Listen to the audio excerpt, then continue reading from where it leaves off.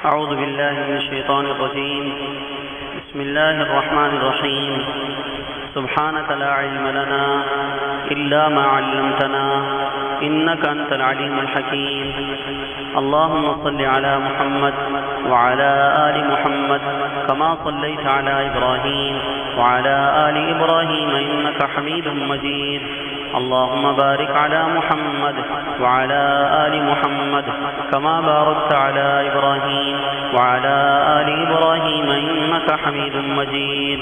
اللهم صل وسلم وبارك على سيدنا محمد. اللهم صل وسلم.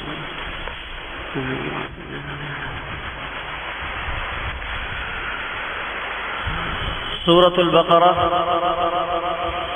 مدنی صورتوں میں سب سے پہلی صورت ہے جو مدینہ الرسول علیہ السلام میں حضور پاک صلی اللہ علیہ وسلم کے ہجرت فرمانے کے بعد نازل ہوئی.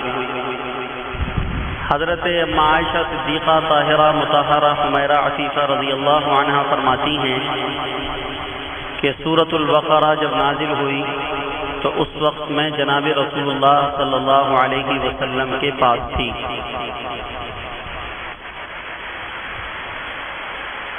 سورۃ البقرہ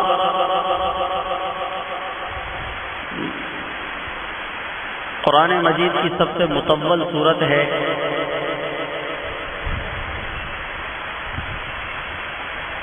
دو 286 آیتیں سورۃ البقرہ کے اندر موجود ہیں اور 40 رکوع پر یہ سورت پاک مشتمل ہے. اہم مضامین میں کا اس سورت پاک میں تفصیل کے ساتھ اور بعض چیزوں کا اجمال کے ساتھ تذکرہ ہوا ہے.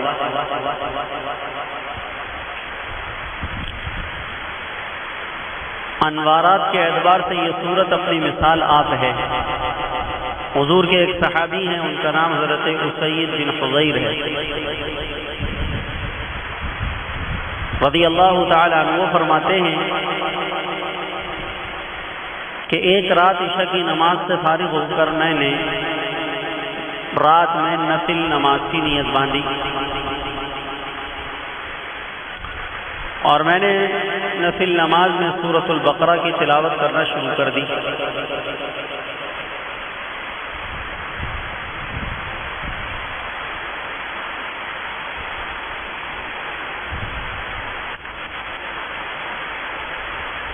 میرا بیٹا یحییٰ میرے قریب ہی چارپائی پر سو رہا تھا.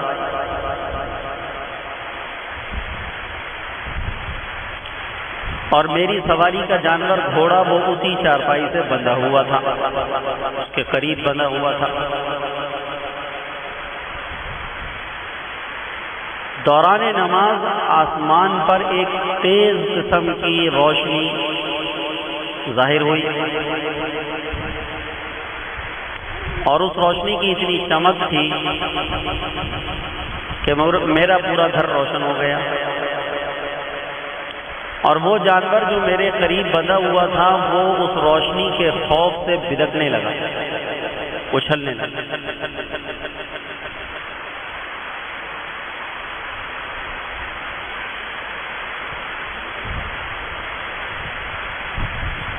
میں نے تلاوت کو روک دیا.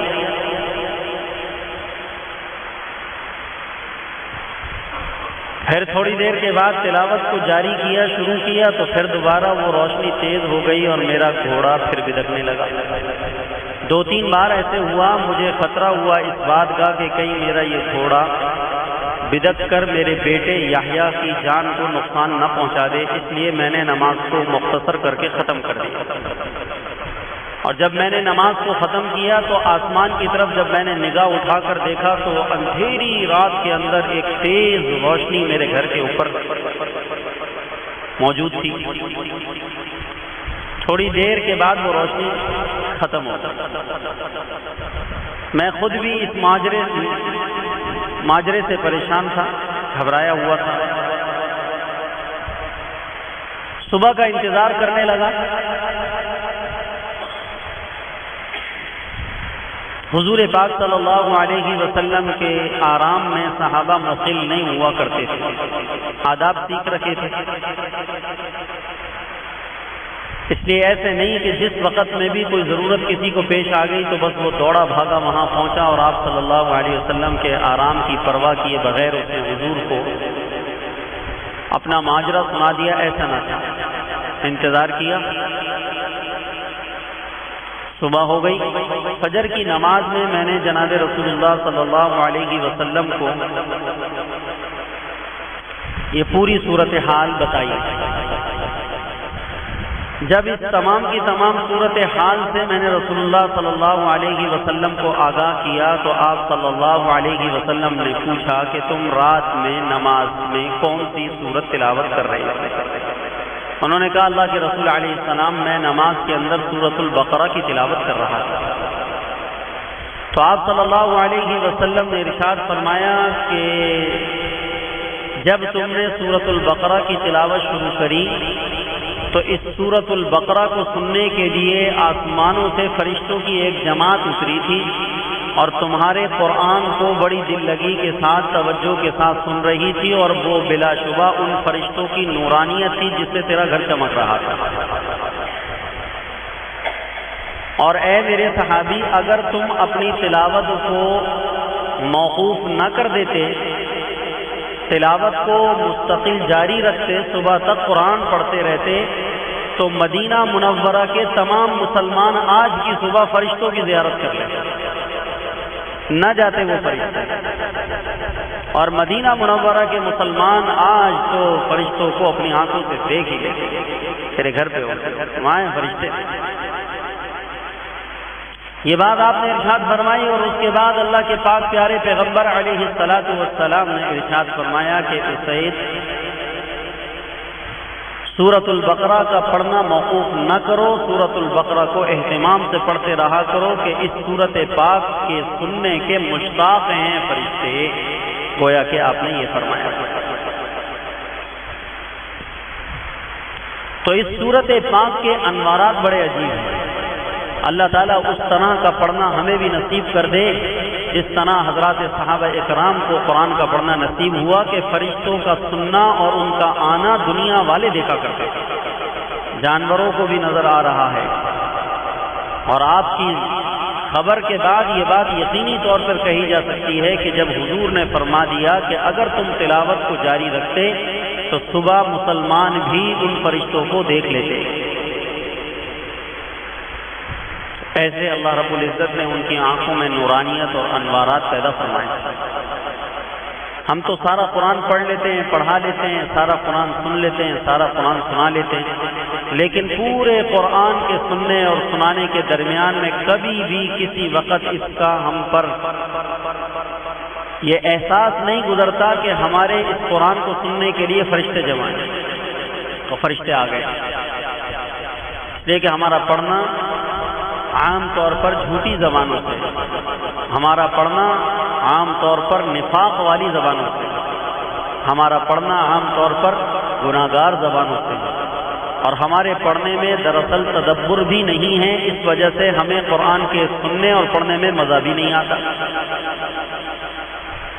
صحابہ کو قرآن پر تدبر حاصل تھا، اس وجہ سے وہ جب وہ خدا کا قرآن پڑھا کرتے تھے تو مکمل طور پر حضرات صحابہ قرآن پاک کے تدبر کی وجہ سے، قرآن کے غور و خوض کی وجہ سے قرآن کے مفہوم و مطالب کو سمجھا کرتے تھے۔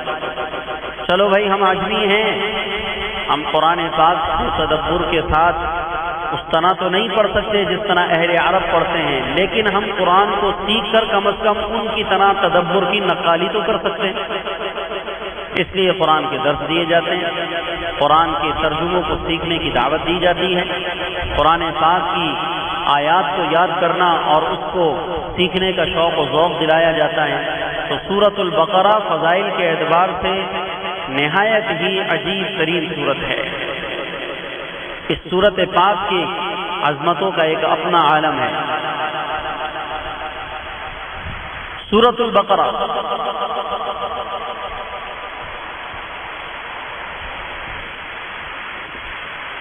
نزول کے اعتبار سے یہ 87 نمبر کے اوپر ہے، 87۔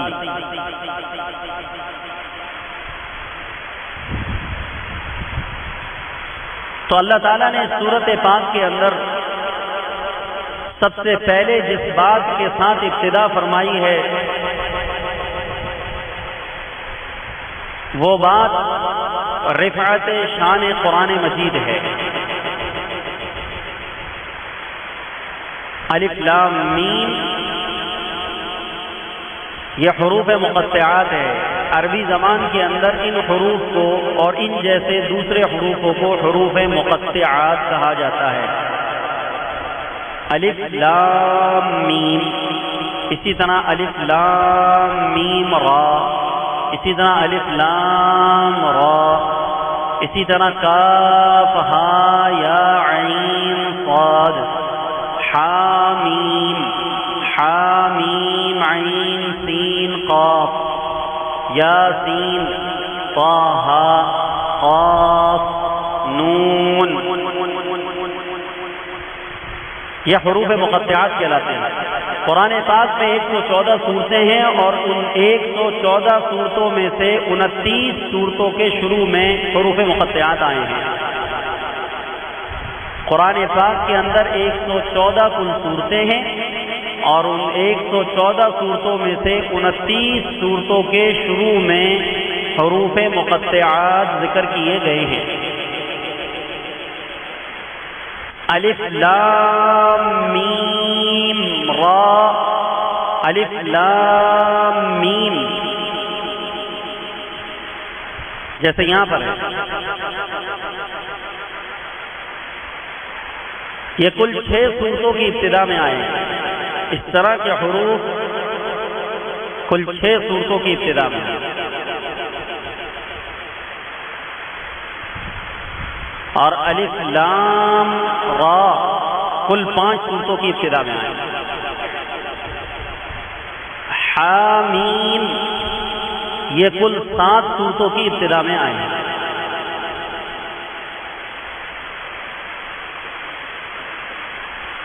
طاسین میم یہ کل 2 صورتوں کی ابتدا میں آئے ہیں اور بقیہ تمام کے تمام حروف مقطعات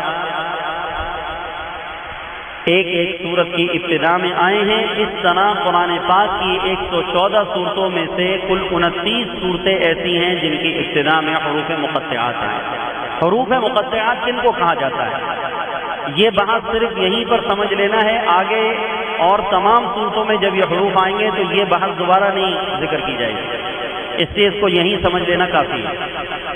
حروف مقطعات، مقطعات کا معنی ہوتا ہے جدا جدا، قطع قطع جدا جدا، تو چونکہ ان حروف کو جدا جدا کر کر پڑھا جاتا ہے، ملا کر نہیں پڑھا جاتا، اس لیے ان حروف کو حروف یہ وجہ تسمیہ ہے۔ حروف مقطعات کو حروف مقطعات کیوں کہتے ہیں؟ سوال جواب، مقطعات کا معنی ہے جدا جدا کرنا، تو چونکہ ان حروف کو جدا جدا کر کر پڑھا جاتا ہے اس وجہ سے ان حروف کو حروف مقطعات کہا جاتا ہے۔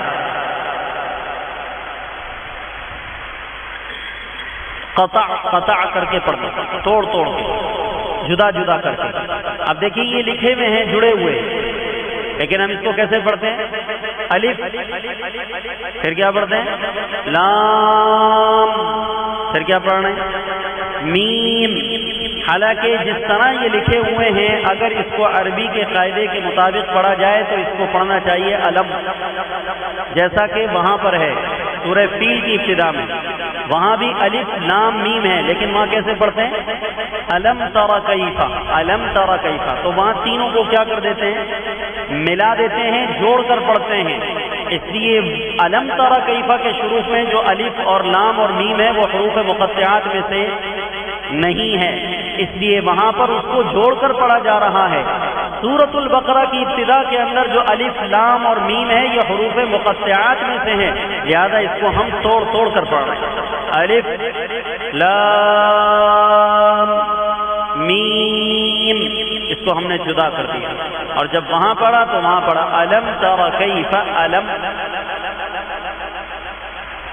حمزہ زبر آ، لام میم زبر لم، علم، تو وہاں ملا دیا، وہاں اس کو ایک کلمہ بنا دیا اور یہاں پر ہم اس کو توڑ کے پڑھ رہے ہیں۔ اسی طریقے سے اور 29 صورتوں کی ابتدا میں جو حروف مقطعات ہیں وہاں بھی اس کو توڑ کر پڑھا جاتا ہے. کاف ہا یا عین صاد حامیم عین سین قاف الف لام میم را. یہ سارے حروف کو توڑ توڑ کر جدا کر کر کے پڑھا جا رہا ہے. اس لیے ان حروف کا نام حروف ہے. سمجھ میں آ گئی سوال و جواب؟ یہ آپ کو آئندہ سب جگہ کام آئے گا. حروف مقطعات.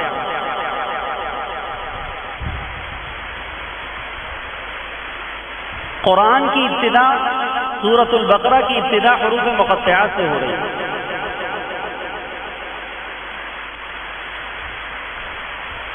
اس میں کیا راز ہے کہ اللہ سبحانہ و تعالی نے سورۃ البقرہ کی یعنی قرآن کی ابتدا حروف مقطعات سے فرمائی؟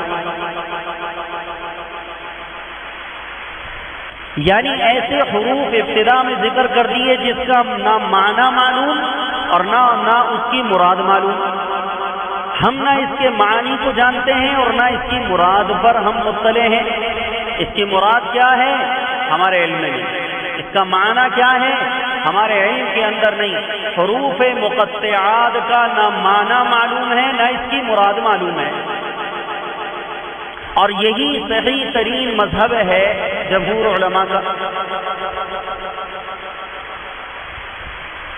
کہ حروف مقطعات کے بارے کے اندر ہمیں یہ سبق دیا گیا، یہ سمجھایا گیا کہ ہم اس کے ظاہر پر ایمان لاتے ہیں اور اس کے باطن کو اللہ کے حوالے کرتے ہیں. ہم ظاہر پر ایمان لا کر اس کی تلاوت کے پابند ہیں.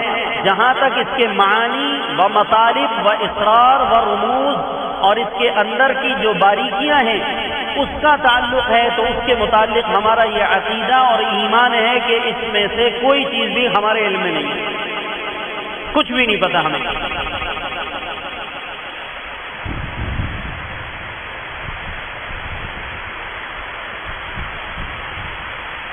اس کی مراد ہمارے علم میں نہیں، اس کا معنی ہمیں پتہ نہیں کہ الف لام میم کا کیا معنی ہے، اس کو ابتدا میں کیوں لائے ہیں.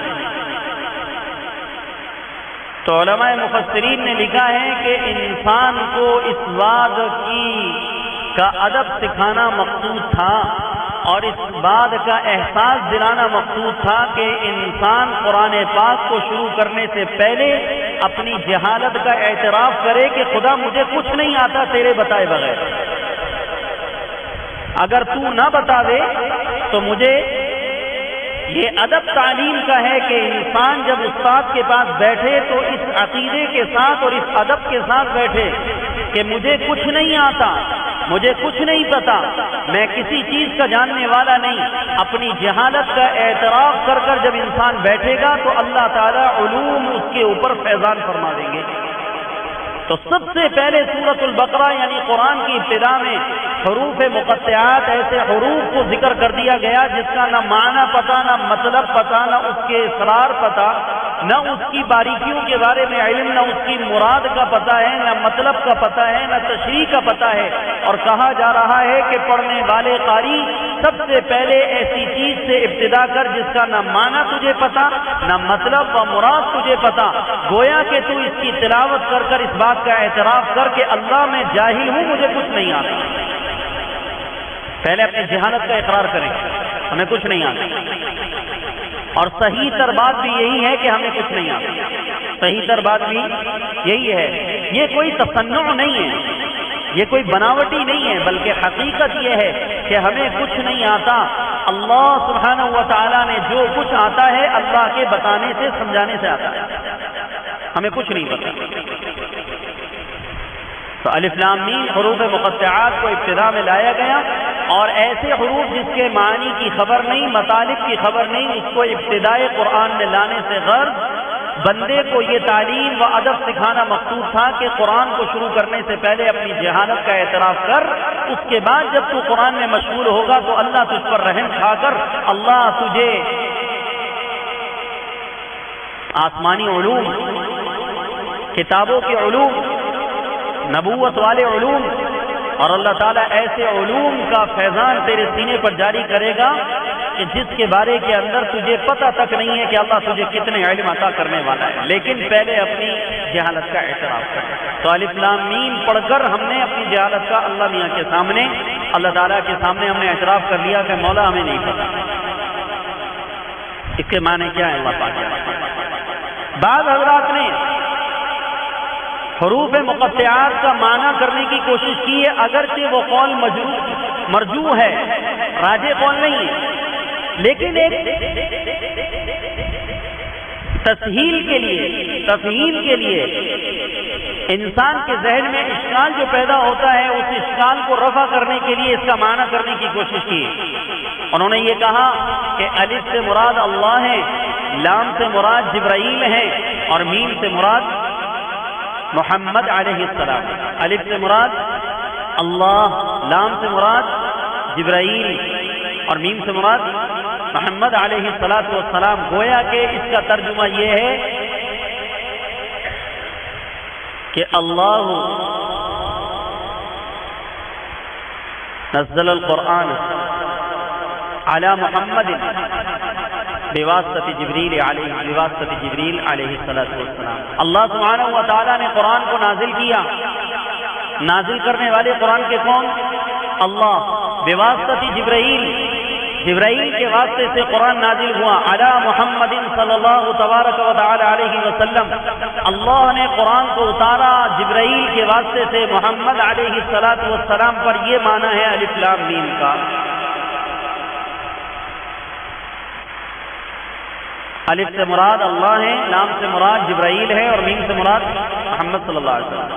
اللہ قرآن کے نازل کرنے والے ہیں بواسطہ جبرائیل علی محمد صلی اللہ علیہ وسلم۔ لیکن یہ قول علماء کا جنہوں نے نقل کیا ہے راجح قول نہیں ہے۔ انہوں نے تسہیل و تفہیم کے لیے، اور اشکال ایک ذہن میں پیدا ہونے والا ہے انسان کے، اس اشکال کو رفع کرنے کے لیے یہ توجیہ کی ہے۔ بعض حضرات نے کہا ہے، اور یہ قول کسی حد تک درست ہے، کہ بعض حضرات نے الف لام میم کے بارے میں یہ لکھا ہے کہ چونکہ قرآن میں اللہ سبحانہ و تعالیٰ نے کوئی بھی حرف ایسا نہیں نازل کیا کہ جس کا کوئی معنی و مطلب نہ ہو، اس لیے کہ اگر قرآن کے اندر کوئی حرف ایسا اتار دیا جائے جس کا کوئی معنی و مطلب نہ ہو، تو ایک جہالت کی تعلیم دینا مقصود اور لازم آئے گا کہ ایک ایسی چیز کی لوگوں کو تعلیم دی جا رہی ہے جس کا کوئی معنی ہی نہیں، جس کا کوئی مطلب ہی نہیں ہے، تو یہ چیز ظاہراً قرآن کے اوپر ایک اشکال بنتا تھا۔ اس وجہ سے ان حضرات نے یہ کہا کہ الف لام میم کا معنی ضرور ہے، لیکن یہ راز ہے اللہ اور اس کے نبی کے درمیان کے اندر۔ الف لام میم اور اسی طرح حروف مقطعات، اس کی مراد اللہ جانتے ہیں، معنی تو ہے لیکن معنی کو جاننے والا صرف کون؟ اس لیے اکثر مفسرین نے اس کے پاس لکھا ہے، حروف مقطعات کے نیچے لکھا ہے اللہ اعلم بمرادہ بذلک، ان حروف کی مراد و مطلب و معنی اللہ جانتے ہیں۔ تو گویا کہ یہ اللہ اور اس کے نبی کے درمیان راز ہے، اور راز اس کو کہتے ہیں جس کو افشا نہیں کیا جا سکتا۔ تو اس لیے نبی کریم صلی اللہ علیہ وسلم سے بھی حروف مقطعات کے بارے میں کوئی معنی اور کوئی تشریح و تفسیر منقول حضور نے کیوں نہیں بتائی؟ حضور نبی کریم صلی اللہ علیہ وسلم نے حروف مقطعات کی تفسیر و تشریح اور اس کا معنی اس وجہ سے بیان نہیں کیا کہ یہ حروف مقطعات کا معنی و مطلب و تشریح اللہ اور اس کے نبی کے درمیان کیا چیز ہے؟ راز ہے، اور راز اس کو کہا جاتا ہے جس کو افشا نہ کیا جائے۔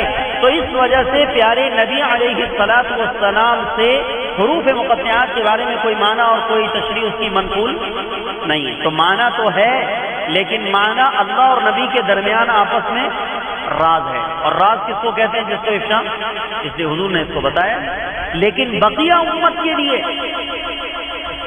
یہی عقیدہ درست ہے، اور یہی عقیدہ حفاظت کا ہے کہ ہم ان کے بارے میں یہ عقیدہ بنا لیں کہ اس کی مراد اللہ جانتے ہیں، اور یہ اللہ اور اس کے نبی کے درمیان راز ہے، باقی ہمیں نہ اس کا معنی بتایا گیا نہ اس کا مطلب بتایا گیا، اس لیے یہ آیات متشابہات میں سے یہ حروف کیا ہوئے؟ حروف متشابہات، آیات متشابہات حروف متشابہات ہیں، یعنی متشابہات قرآن کی ان آیات اور ان حروف کو کہا جاتا ہے جس پر ایمان لانے کا حکم ہے، اس کے معنی و مطلب کے اندر غور و خوض کی کسی کو اجازت نہیں ہے۔ ظاہر میں ہم اس پر ایمان لے کر آئیں گے، لیکن اس کی حقیقت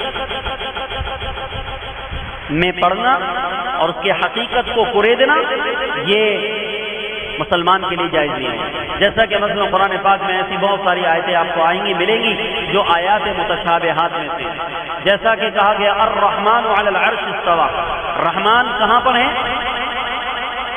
رحمان کا مستقر ٹھکانہ کہاں ہے؟ عرش پر۔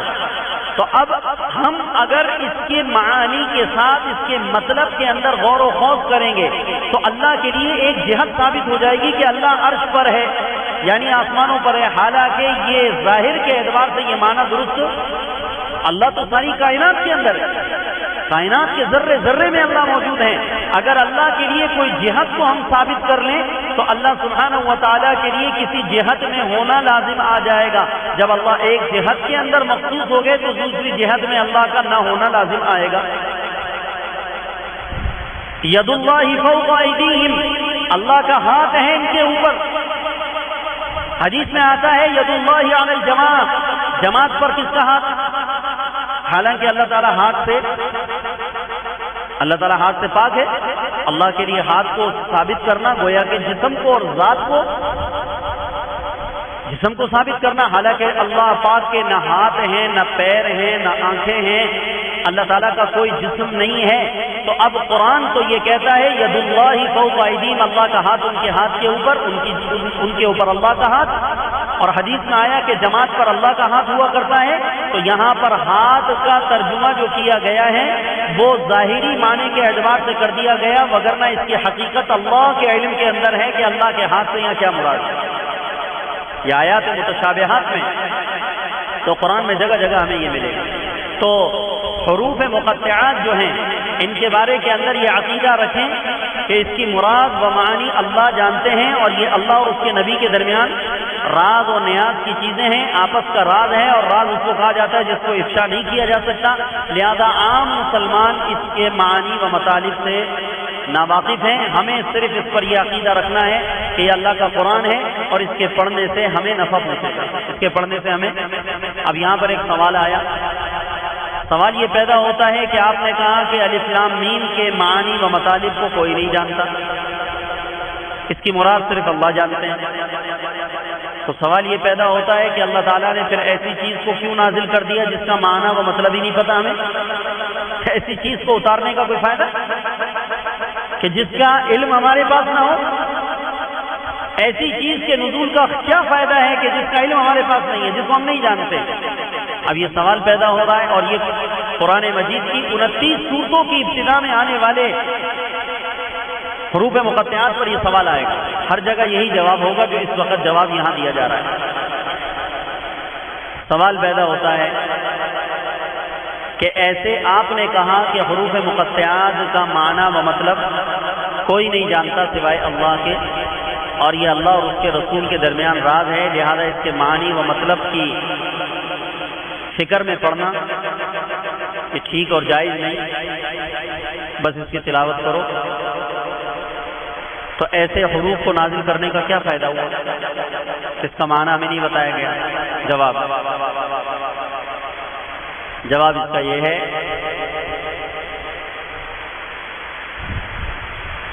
کہ ہم اس کی جب تلاوت کرتے ہیں تو اس کی تلاوت سے ہمارے کو اللہ رب العزت نیکیاں عطا کرتا ہے، اور نیکیوں کا مل جانا تھوڑا فائدہ ہے۔ آپ کہتے ہیں کہ فائدہ کیا؟ اتنا بڑا فائدہ ان آیات کے ساتھ اور ان حروف کے ساتھ ہمارا وابستہ ہے کہ ہمیں ان آیات اور حروف کی تلاوت پر کیا ملتا ہے؟ کیا ملتی ہیں؟ نیکیاں ملتی ہیں۔ تو یہ تھوڑا فائدہ ہے کہ اللہ سبحانہ و تعالیٰ ان حروف کی ادائیگی پر، ان کی تلاوت پر ہمیں نیکیاں عطا فرما رہا۔ تو الف لام میم کی ادائیگی پر کل کتنی نیکیاں مل گئی؟ جی 30 نیکیاں۔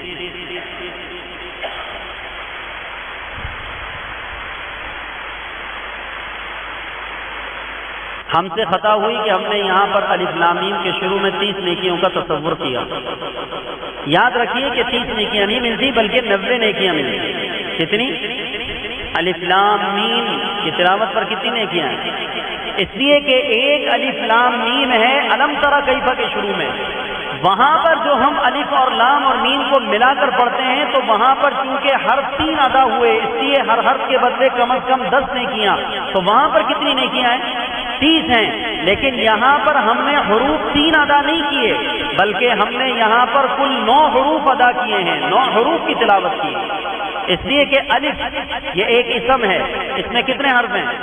آپ الف لکھیں، الف تو کتنے حرف ہو گئے؟ حمزہ، لام اور فا، ان تینوں کو ملاؤ کیا بنا؟ الف لام، لام الف زبر لام، میم ساکن کیا بن گیا؟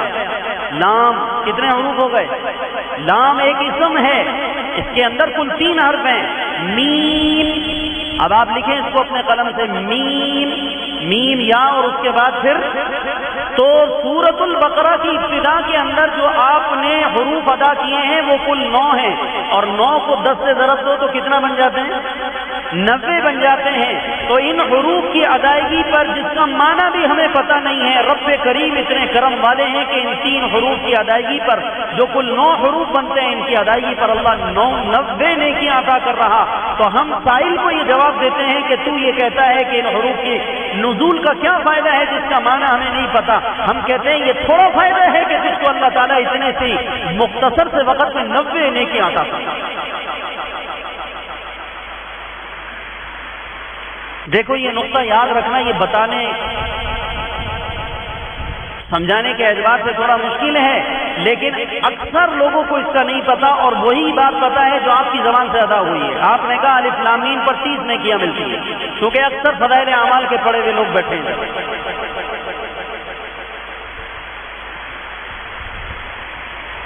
حالانکہ اس نقطے کی طرف فضائل اعمال میں بھی خود حضرت شیخ الحدیث نور اللہ مرقدہ نے اشارہ کیا ہے. لیکن چونکہ ہم بڑوں کی کتابیں بھی بس سرسری سی پڑھتے ہیں، تعلیم کرنی سمجھ کے نہیں پڑھنا، اس وجہ سے درجنوں مرتبہ پڑھنے کے بعد بھی عبارت کو حل نہ کر سکے، سمجھ نہ سکے کہ شیخ نے جو لکھا ہے وہ کیا لکھا ہے. فضائل قرآن کے اندر باقاعدہ یہ روایت لے کر آئے شیخ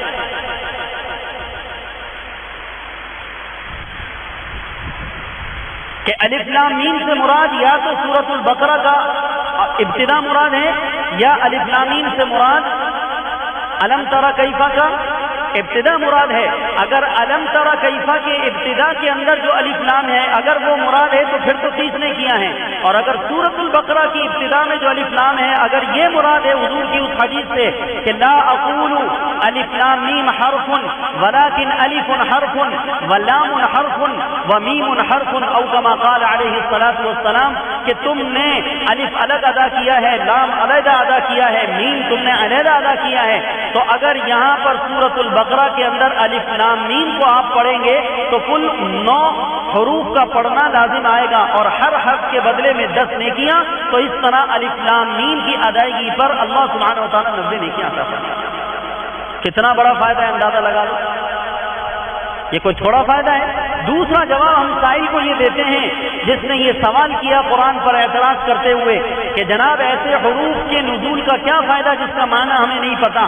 ہم کہتے ہیں کہ اس کا بڑا فائدہ یہ ہے کہ ہم اس پر ایمان لائے، اور اس پر ایمان لانے کا مطلب یہ ہے کہ ہم اپنے پروردگار سے کہتے ہیں کہ خدا جن حروف اور جن آیات کا ہمیں معنی نہیں پتا ہم اس پر بھی ایمان لائیں.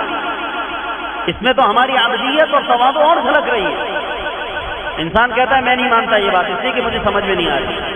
تو گویا کہ انسان کی طبیعت میں یہ اکڑ موجود ہے کہ وہ اس کو مانتا ہے جو سمجھ میں آئے. لیکن قرآن کا جب معاملہ آیا تو ہم نے ایسے حروفوں پر بھی ایمان لے کر آگے جن حروف کا معنی ہمیں نہیں پتا. اس میں تو ہماری طرف سے اور انکساری جھلک رہی ہے. اے ہمارے ربا، ہم تیرے قرآن کے ان آیات اور ان حروف پر بھی ایمان لائے ہیں جن کا معنی بھی تو نے ہمیں نہیں بتایا. بغیر معنی جانے ہوئے بھی ہم اس پر ایمان لائے تو یہ تھوڑا فائدہ ہے. کتنا بڑا فائدہ ہے کہ ہم ان حروف پر ایمان لے آئے جن کا معنی بھی ہمیں، تو جن کا معنی ہمیں نہیں پتا ان پر بھی ہم ایمان لے آئے. یہاں پر آ کر ایک جماعت کو بھی رگڑا دیتا ہوں. ایک جماعت پاکستان کی یہ کہتی ہے کہ قرآن کو قرآن کے حروف کو خالی رٹنا طوطے کی طرح عبث اور بیکار ہے، اور یہ عمر کا ضیاع ہے، اور یہ مولوی مدرسوں کے اندر مسلمانوں کے معصوم بچوں کو قرآن کے الفاظ رٹا رٹا کر ان کی عمر کو ضائع کر رہے ہیں۔ جب انسان قرآن کو نہ سمجھے تو نہ سمجھنے کی وجہ سے اس قسم کے اشکالات پیدا ہوتے ہیں، یا قرآن کو خود ساختہ مطالعے سے سمجھے یا پروفیسروں سے سمجھے جن کا کام دوسری چیزیں سمجھانا تھا۔ جب انہوں نے قرآن پاک سمجھانا شروع کیا اور سمجھنے والوں نے پروفیسروں سے قرآن سمجھنا شروع کیا تو اس قسم کے گمراہ کن اعتراضات قرآن کے اوپر پیدا ہو گئے، ذہنوں میں بس گئے۔ تو ایک پاکستان کی جماعت ہے، اسلام کا نام لیتی ہے، اس جماعت نے باقاعدہ برملا اپنے درسوں کے اندر یہ کہنا شروع کیا ہے کہ قرآن پاک کے صرف الفاظ کو رٹانا بچوں کی عمر کو ضائع کرنا ہے، طوطے کی طرح حروف کا رٹانا اور اس کو یاد کرانا عبث اور بیکار ہے، اس لیے کہ جس تحریر کا ہمیں معنی نہیں پتا اس کو رٹنے کا کیا فائدہ۔ اس کا جواب بھی ہمارے جواب سے آ گیا کہ ہم یہ کہتے ہیں کہ خالی حروف کا رٹنا جس کا معنی و مطلب بھی ہمیں نہ پتا ہو وہ بھی فائدے سے خالی نہیں، اس لیے کہ اگر آپ اس کو فائدے سے خالی قرار دیں گے تو ہم آپ سے کہتے ہیں کہ قرآن کے اندر حروف مقطعات ہیں، جیسے ہمیں اور آیتوں کا معنی نہیں پتا اس طرح آپ کو بھی حروف مقطعات کی آیات کا اور ان حروف کا معنی نہیں پتا، لیکن اس کے باوجود آپ اس کے قائل ہیں کہ ان حروف کی تلاوت سے آپ کو فائدہ پہنچتا ہے اور وہ فائدہ نیکیوں کا ہے۔ تو اس سے یہ پتہ چلا کہ قرآن کو سمجھ کر پڑھو جب بھی نیکیاں ملیں گی، اور قرآن کو بغیر سمجھے پڑھو جب بھی نیکیاں ملیں گی۔ قرآن کا خالی بغیر سمجھے حروف کا رٹنا بھی فائدے سے خالی نہیں۔ حروف مقطعات کا کوئی معنی نہیں جانتا، اس کی کوئی تشریح نہیں جانتا، اس کا کوئی مطلب نہیں جانتا، اس کی شان نزول کے بارے میں کسی کو نہیں پتا، کچھ بھی کسی کو نہیں پتا، لیکن ہمارا عقیدہ ہے کہ ان کی تلاوت سے بھی اللہ تعالیٰ ہمارے کو کیا عطا کرتے ہیں؟